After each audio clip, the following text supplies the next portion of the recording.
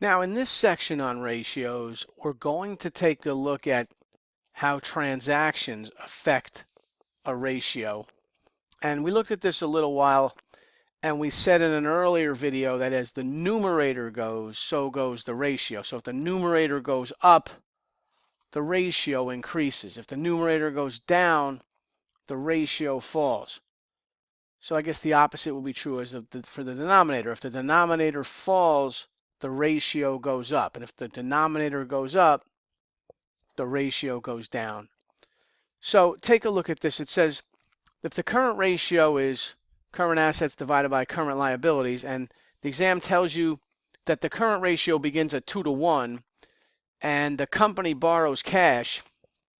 If the company borrows $100,000 in cash and they borrow that cash long term, by selling long-term bonds, the journal entry would be debit cash 100,000 and credit bonds payable.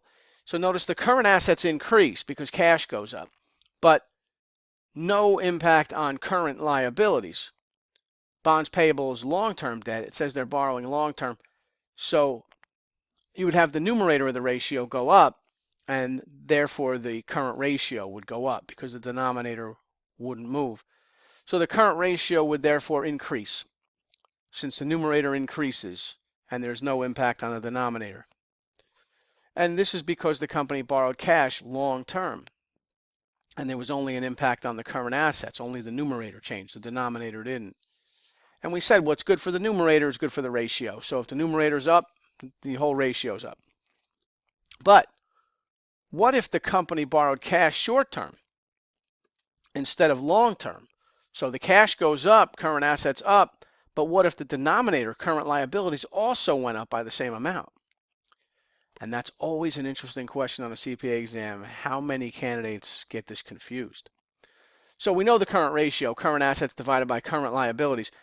If the current ratio began at 2 to 1 and the company borrowed cash, but this time short term, 9-month bank loan for 100,000, then your journal entry would be debit to cash of 100,000. That would increase current assets. And loan payable, 100,000, but that would be an increase in current liabilities because it's a 9-month loan. And you'd have both the numerator and denominator increasing by the same amount. So not only is the numerator going up 100,000, but this time the denominator is going up 100,000 as well, and the current ratio began at 2 to 1. So you might think that the ratio would remain unchanged since both numerator and denominator are going up by the same amount. But that's not the case. That's not the case. The ratio is still going to change even though the current assets and the current liabilities are both going up by the same amount. One way to calculate would involve knowing the balances of the current assets and the current liabilities both before and after the $100,000 loan, but those are not given. But we can still see that the current ratio is going to change and not remain the same. And let me show you the shortcut to this. So the exam tells us that the current ratio begins at 2 to 1, and then the company borrows cash, 9-month bank loan. So debit cash, credit, loan payable. We got current assets and current liabilities going up by the same amount. So both the numerator and denominator are increasing by the exact same amount. So is the ratio remaining unchanged? We said no, don't fall for that. But very easily we can tell. Let's assume that instead of the numerator and denominator increasing by 100,000, they're both going to increase by 1. What does that mean? Well, we go from 2 to 1. If we add 1 to the numerator, we're at 3 to 1, right? But if we add 1 to the denominator also, we're at 3 to 2. 2 to 1 becomes 3 to 2 if we add 1 to both numerator and denominator. So now the ratio has changed from 2 to 1 to 3 to 2. It's actually fallen. A 3 to 2 ratio, our new ratio, is really the same as 1.5 to 1. Our old ratio was 2 to 1. So 2 to 1 becomes 1.5 to 1. That's a decrease. So the current ratio has fallen. Note that the ratio decreased even though the numerator and denominator increased by the same absolute amount. So this is going to happen whenever the ratio starts above 1. If the numerator and denominator both increase by the same amount, you're going to have a change in the ratio. In this case, it's going to decrease. It's very important to know where the ratio started. Did it start above 1 or did it start below 1? Here it started above 1 at 2 to 1. And we added the same amount to numerator and denominator. And as a result, the ratio fell. So we're talking about transaction effects on ratios. Our first transaction, or the previous transaction, was to borrow $100,000 short term for 9 months. That's a transaction, and we saw how that transaction impacted the ratio. The current ratio, which started above 1 at 2 to 1, fell to 1.5 to 1 as a result of that transaction. Let's look at another transaction and see how it affects our current ratio. This time our current ratio is going to begin at 0.8 to 1, which means that it's less than 1 to 1. So that means the company has only 80 cents of current assets for every $1 of current liability. And then they go and borrow cash. So if they borrow $100,000 cash short term in a 9-month bank loan, we've increased current assets and we've increased current liabilities. Both numerator and denominator are going up by the same amount. But let's assume instead of them going up by 100,000, they're just increasing by a factor of 1. Again, we're going to add 1 to current assets and 1 to current liabilities. So we started below 1 at 0.8 to 1, and we're going to add a factor of 1 to both current asset and current liability, which means we're going to end up at 1.8 to 2. 1.8 to 2 equals 0.9 to 1. We end up at a ratio of 0.9 to 1. We started at a ratio of 0.8 to 1, so which way did our ratio go? It increased as a result of this transaction. So we're looking at transaction effects on ratios, and we see that if the ratio begins at less than 1 to 1, an increase in both the numerator and denominator will actually increase the ratio, even though we added the same amount to both numerator and denominator, and that's because the ratio started below 1. And this will happen any time you add the same amount to both numerator and denominator of any ratio. If you started below 1 to 1, the ratio will increase. Now, a minute ago on the previous slide, we started above 1 to 1, and we added the same amount to both sides. Let's look at that again, where we started at 2 to 1 current ratio, $2 of current asset for every $1 of current liability. When we started above 1 to 1, and we added a factor of 1 to both sides, then the ratio fell. We went from 2 to 1 to 3 to 2. 3 to 2 is the same as 1.5 to 1. So if we add the same amount to both sides, the ratio will actually decrease if it started above 1. In this case, it started at 2 to 1. And then we moved on to this example where the current ratio began at 0.8 to 1, less than 1 to 1. We added a factor of 1, the same amount to both sides, numerator and denominator, and we ended up with 1.8 to 2, which equals 0.9 to 1. The ratio actually increased from 0.8 to 1 to 0.9 to 1. So notice the ratio will always increase if you start below 1 to 1 and add the same amount to both sides. Doesn't matter what ratio it is. If it starts at less than 1 to 1 and you add the same amount to both sides, notice that the ratio is going to go which way? It's going to go up. If it starts below 1, it's going to go up if you add the same amount to both sides. In this case, it went from 0.8 to 0.9. All right, another look at transactions and how they affect ratios. Let's look at the current ratio again, but this could be any ratio. So assume that the current ratio begins this time at 3 to 2, above 1, at 1.5 to 1. And now instead of it going up, numerator and denominator, it's going to go down by the same amount. Numerator and denominator are going to both go down by 100,000. Why? Because they tell us the transaction was that the company paid off the short-term bank loan of 100,000. So debit loan payable, credit cash, $100,000, and suddenly the current assets go down and the current liabilities go down by 100,000. So they're both going down by the same amount, and we started above 1 at 3 to 2. So let's assume that we're going to use a factor of 1 again. We're getting comfortable with that factor of 1. We're going to take 1 away, though, this time, not add 1. but take 1 away from both sides, numerator and denominator. So instead of a factor of 3 to 2, we're going to end with a factor of 2 to 1. Well, 2 to 1 is greater than 3 to 2. 3 to 2 is the same as 1.5 to 1. That's where we started. But then we end up even higher than that at 2 to 1. So note that the ratio increases with this transaction, even though the numerator and denominator are decreasing by the same amount. The ratio is changing. It's not staying the same.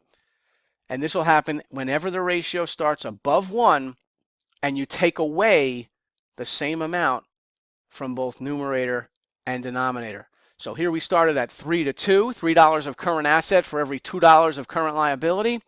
And if we pay off the current liability with current asset, then we decrease both numerator and denominator by the same amount.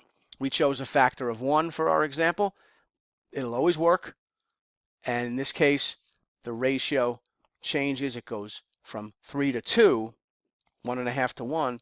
It goes up to 2 to 1.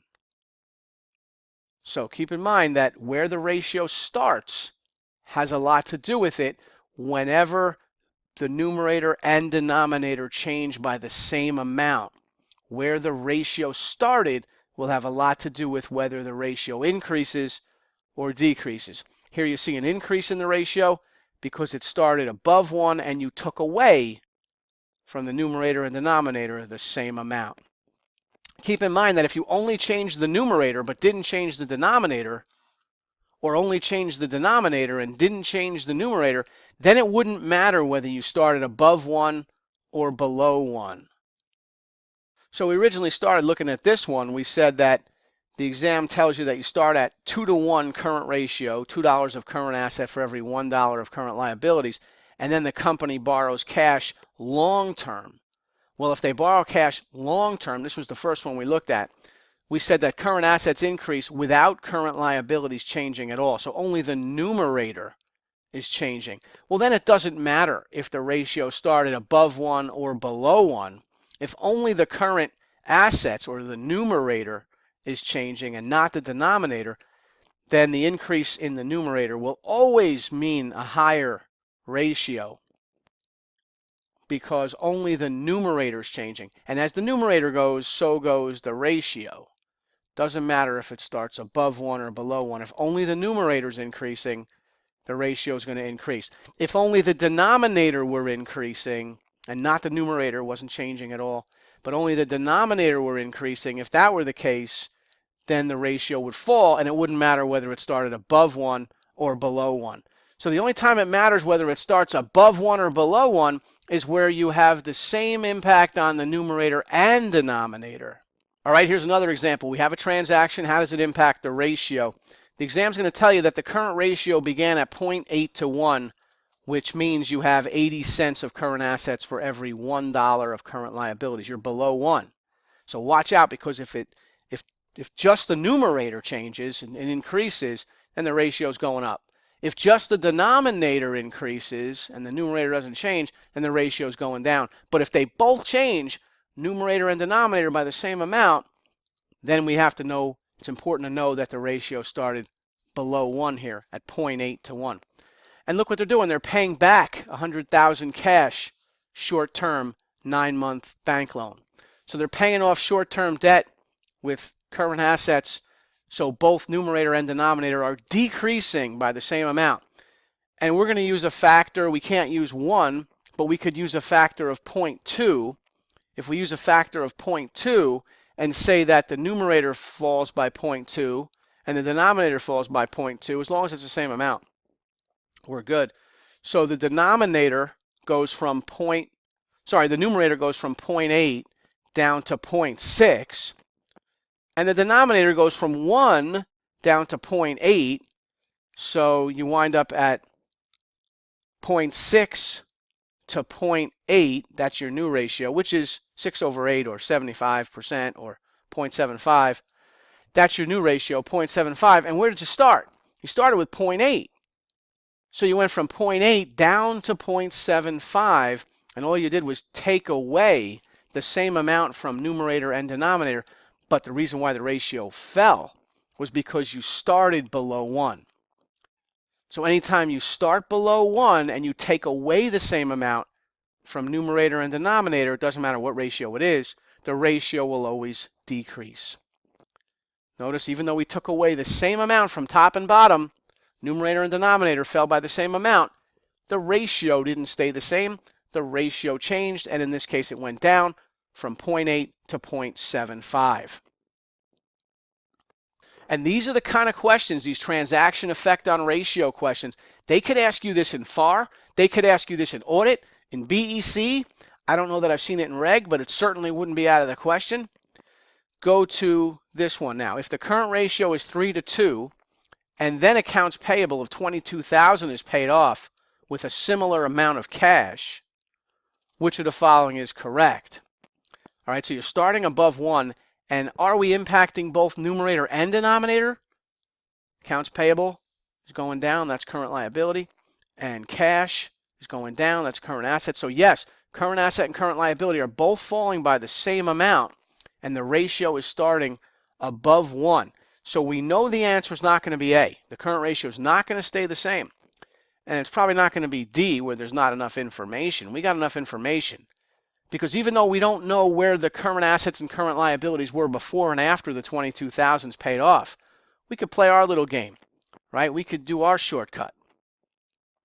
So the numerator and denominator have both decreased by the same amount. The ratio started above 1 at 3 to 2, which is 1.5 to 1.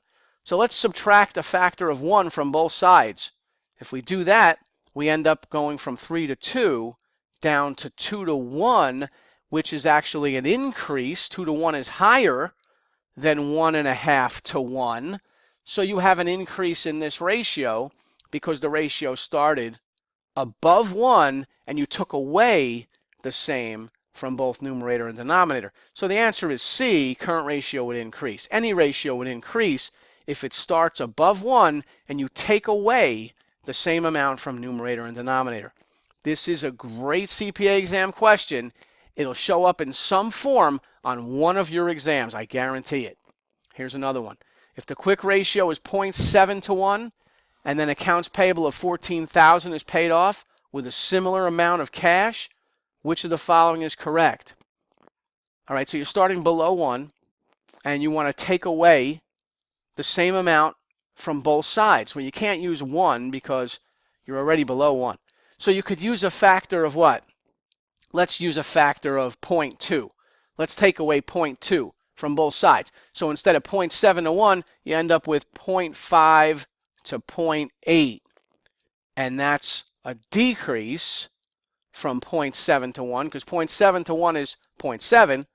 0.5 to 0.8 is actually 0.625.